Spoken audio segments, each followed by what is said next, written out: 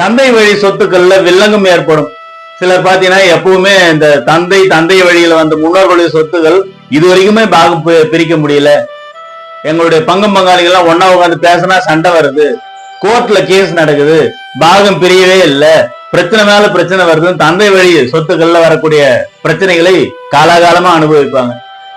சிலருக்கு தந்தை வழியில வந்த நோய்கள் தொடர்ந்து வரும், அபிவிருத்தி இருக்காது. சிலருக்கு அரசியல்ல செல்வாக்கு இருக்காது, அரசியல்ல லாபம் இருக்காது, அரசியல் ஆதாயம் கிடைக்காது.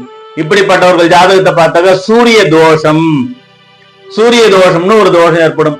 இந்த சூரிய தோஷம் இருந்தா இவ்வளவு பிரச்சனை வரும்.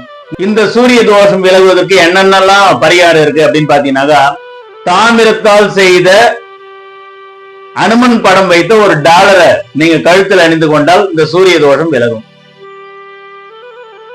ஞாயிற்றுக்கிழமைகளில் பசுமாட்டுக்கு கோதுமையில தவிடு வச்சு அந்த பசுமாட்டுக்கு கொடுத்து வணங்கி வழிபட சூரிய தோஷம் விலகும். ஞாயிற்றுக்கிழமைகளில் சூரியனார் கோயில் அப்படின்னு ஒரு ஸ்தலம் இருக்கு. சூரியனார் கோயில் சென்று சூரிய பகவானுக்கு அர்ச்சனை செய்து வர சூரிய தோஷம் விலகும்.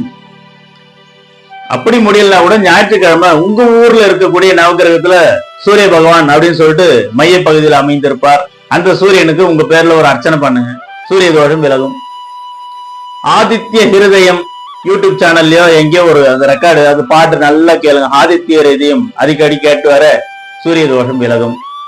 ஹனுமன் சாலிசா கேட்டாலும் சூரிய தோஷம் விலகும். இதெல்லாம் அடிக்கடி நீங்க பண்ணிட்டு வரும்போது அந்த சூரிய தோஷம் விலகி மூதாதையர் சொத்துக்கள் வில்லங்கம் தீரும், அரசியல் செல்வாக்கு ஏற்படும், பரம்பரையாக வந்த நோய்கள் விலகும், நன்மை அதிகரிக்கும்.